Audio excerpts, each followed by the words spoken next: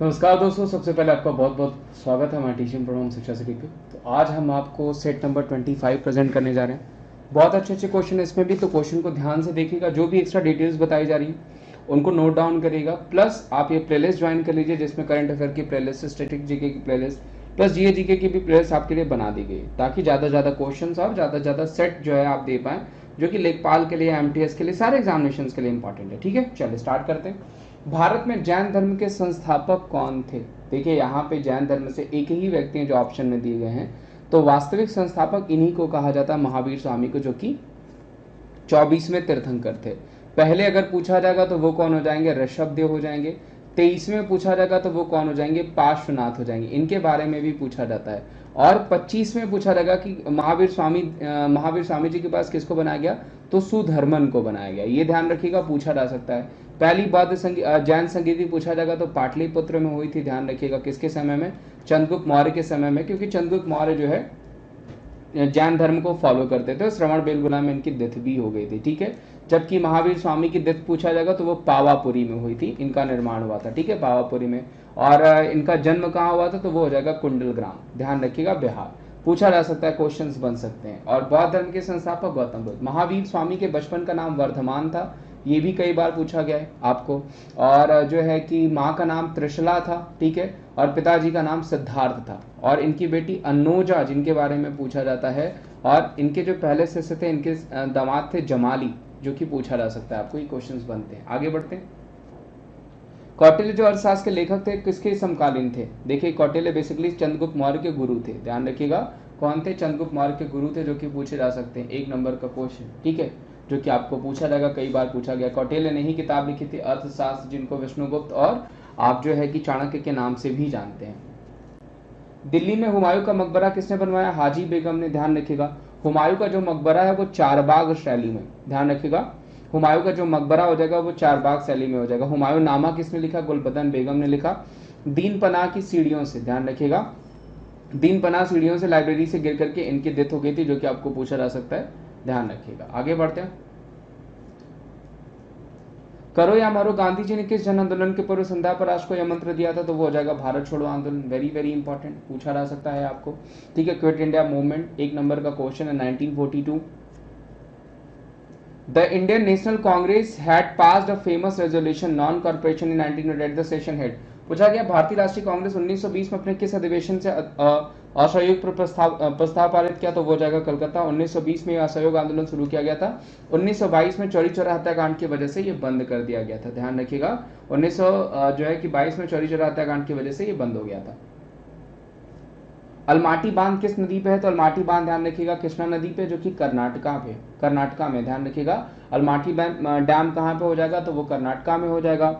Mettur dam पूछा जाएगा तो तमिलनाडु में हो जाएगा, पहले भी मैंने आपको बता रखा है। नागार्जुन सागर पूछा जाएगा तो वो आंध्र प्रदेश में हो जाएगा। ये सब आपको डैम से क्वेश्चंस पूछे जा सकते हैं। डैम का मैंने सेशन ही पढ़ा रखा है, देख लीजिएगा। लेटराइट मिट्टी निम्नलिखित में से किस राज्य में पाए जाते हैं? तो लेटराइट हो जाएगा कर्नाटका और तमिलनाडु। 1 नंबर क्वेश्चन बन सकता है, ध्यान रखिएगा, कई बार पूछा गया है। गोदावरी नदी कहां से निकलती है? महाराष्ट्र, मध्य प्रदेश, जम्मू एंड कश्मीर, या फिर उत्तराखंड? तो जो सही आंसर हो जाएगा दोस्तों, वो क्या हो जाएगा आपका? वो हो जाएगा महाराष्ट्र। नासिक किस नदी के किनारे बसा हुआ है?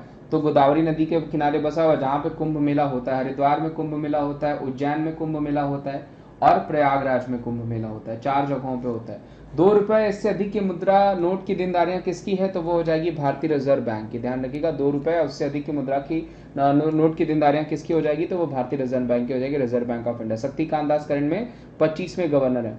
भारतीय स्टेट बैंक को पहले क्या कहा जाता था? तो इंपीरियल बैंक ऑफ इंडिया के नाम से जाना जाता था। ध्यान रखिएगा, भारतीय स्टेट बैंक को पहले इंपीरियल बैंक ऑफ इंडिया के नाम से जाना जाता था। वेरी वेरी इंपॉर्टेंट, पूछा जा सकता है आपको।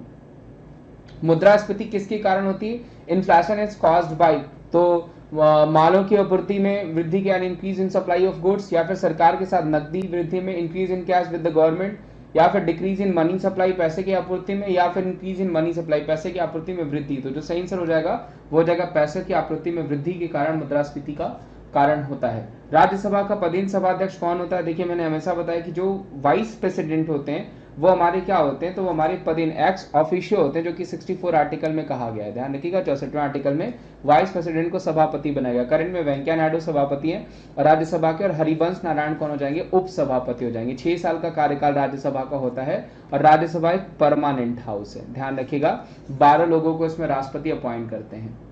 1952 में स्टैब्लिश हुआ था, अपर हाउस कहा जाता है। राज्यसभा को भंग करने के लिए कौन सक्षम होता है, तो अभी जस्ट मैंने बताया कि राज्यसभा परमानेंट हाउस है, इसे भंग नहीं किया जा सकता। ध्यान रखिएगा एक परमानेंट हाउस है, इसे भंग नहीं किया जा सकता। पेलाग्रा किसकी कमी के कारण होता है, नियासिन विटामिन B3 पूछा जा सकता है आपको, एक नंबर का क्वेश्चन। किसकी कमी से होता है, तो पेलाग्रा नियासिन की कमी से होता है, B3 की वजह से। ठीक है, ध्यान रखिएगा नियासिन विटामिन B3 का नाम है। मानव बच्चे के पास कितनी हड्डियां होती हैं, तो देखिए 300 प्लस होती हैं। ठीक है, तो हम 300 प्लस कर लेंगे, आपको जो लिख करके आएगा वो 300 प्लस ही लिख करके आएगा।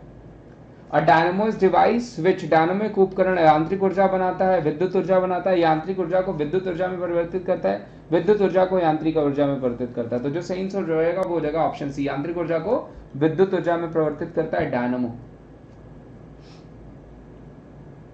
माइकल फैराडे ने खोज करी थी डायनामो की, ध्यान रखिए। और डायनामाइट पूछा जाएगा तो अल्फ्रेड नोबल ने। 2021 केंद्र सरकार मध्य प्रदेश और उत्तर प्रदेश के बीच किन नदियों को जोड़ने का समझौता हुआ, तो वो हो जाएगा केन बेतवा।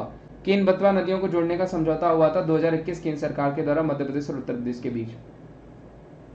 विश्व पर्यावरण दिवस किस तारीख को मनाया जाता है, तो वो सेलिब्रेट हम करते हैं 5 जून को। विश्व पर्यावरण दिवस हम 5 जून को सेलिब्रेट करते हैं। वंदे भारत मिशन किसके लिए शुरू किया गया, तो वंदे भारत मिशन बेसिकली कोविड-19 के कारण विदेशों में फंसे भारतीय नागरिकों को वापस लाने के लिए वंदे भारत मिशन शुरू किया गया था। वेरी वेरी इंपॉर्टेंट, सारे मिशन और ऑपरेशंस वाले सेशन मैंने पढ़ा रखे, एक बार देख लीजिएगा, प्लेलिस्ट में है, मिल जाएगा आपको। और दोस्तों यही कहूंगा, वीडियो अच्छी लग रही है तो इसे ज्यादा से ज्यादा लाइक करिए, क्योंकि आपके सारे एग्जामिनेशन ग्रुप डी के लिए भी बहुत इंपॉर्टेंट है, लेखपाल के लिए और MTS के लिए भी। किसान प्रधानमंत्री किसान सम्मान निधि योजना में केंद्र सरकार छोटे व सीमांत किसानों को प्रतिवर्ष कितने रुपए का वित्तीय सहायता देती है, तो वो हो जाएगा 6000 रुपीज। कितने रुपए का देती है, तो 6000 रुपए का देती है। ये भी इंपॉर्टेंट क्वेश्चन है जो कि आपको बन सकता है, पूछा भी गया है आपको। भवानी देवी ने टोक्यो ओलंपिक में क्वालिफाई किया, वह किस खेल से संबंधित है, तो वो संबंधित हो जाएंगी फेंसिंग से, यानी तलवारबाजी से। Very very important. रेडक्लिफ रेखा अंतरराष्ट्रीय सीमा किन 2 देशों के बीच है, तो भारत और पाकिस्तान के बीच। सारी देखिए मैंने आपको बता दी, 24 डिग्री भी मैंने बताया था, पैरेलल लाइन भी भारत और पाकिस्तान से संबंधित है, लेकिन भारत इसके फेवर में नहीं है। और मैंने आपको पहले भी आपको इंटरनेशनल लाइन पढ़ा दिया, चाहे वो ग्रीन लाइन हो, चाहे वो ब्लू लाइन हो, या फिर आपकी सिगफ्रिड लाइन हो, या मेरहिम हो, या फिर मैजेनॉट हो, सबके बारे में पढ़ा दिया, चेक कर लीजिएगा।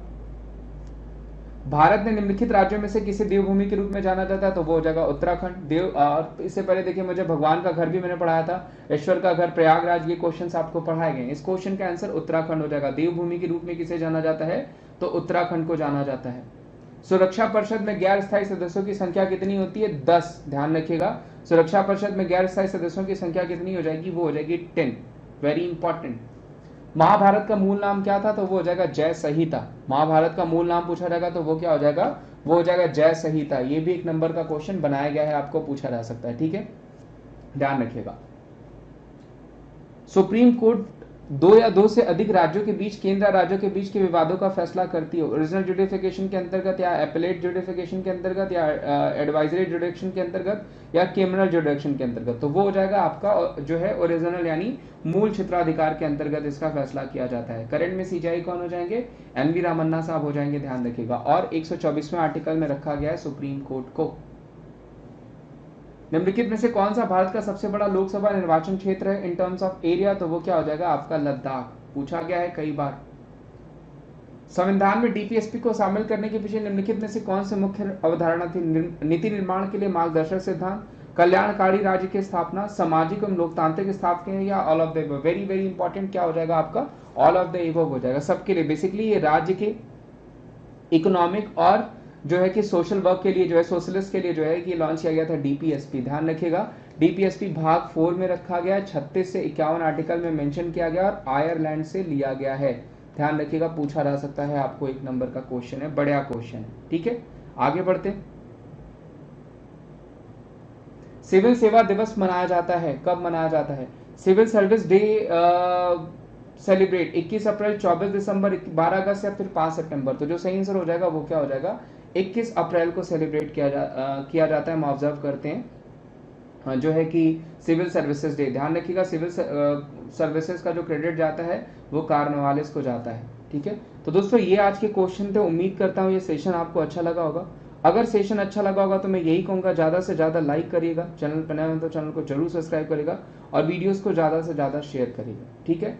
और उसके अलावा अगर आपको वीडियो अच्छी लगती है तो इसे ज़्यादा से ज़्यादा शेयर करिए। मैं और भी बहुत सारे सेशंस आपको प्रेजेंट करते रहता हूँ, तो वो सेशंस भी आप जरूर देख लीजिएगा क्योंकि वो भी आपके लिए बहुत ज़्यादा इंपॉर्टेंट है। और तो जैसा कि दोस्तों मैंने आपको बताया कि अनअकैडमी पे अभी आपको जो है सब्सक्रिप्शन लेने पे, अगर अभी आप सब्सक्रिप्शन लेते हैं Vimlesh@14 कोड यूज करके, VIMLESH @14 जो कि डिस्क्रिप्शन बॉक्स में भी दे रखा है, तो आप 20% का ऑफ पाते हैं, प्लस 10% का ऑफ जो है आप क्वाइन से भी पाएंगे। टोटल 30% का ऑफ पाते हैं, प्लस 6 मंथ का एक्सटेंशन भी आपको मिलेगा, यानी 12 महीने का सब्सक्रिप्शन लेने पे 18 महीने का, और जो है 24 महीने का सब्सक्रिप्शन लेने पे 30 महीने तक का वहां पे आपको ऑफर मिलता है। और 10 से 15 तारीख तक ही ये ऑफर है, तो मैं यही कहूंगा कि जल्दी से सब्सक्राइब कर लीजिए। और किसी भी तरीके की डिटेल्स आपको लेनी हो तो आप इस नंबर पे कांटेक्ट कर सकते हैं। कोड जो आपको यूज करना है 20% का ऑफर लेने के लिए, वो Vimlesh@14। उम्मीद करता हूं वीडियो, अगर आपको ये पूरी वीडियो जो मैंने स्ट्रेटेजी की प्रेजेंट करी अच्छी लगी होगी तो आप इसे ज्यादा से ज्यादा लाइक करेगा, चैनल पर नए होंगे तो चैनल को जरूर सब्सक्राइब करेगा, वीडियोस को ज्यादा से ज्यादा शेयर करेगा। थैंक यू सो मच, मिलते हैं अगले वीडियो में।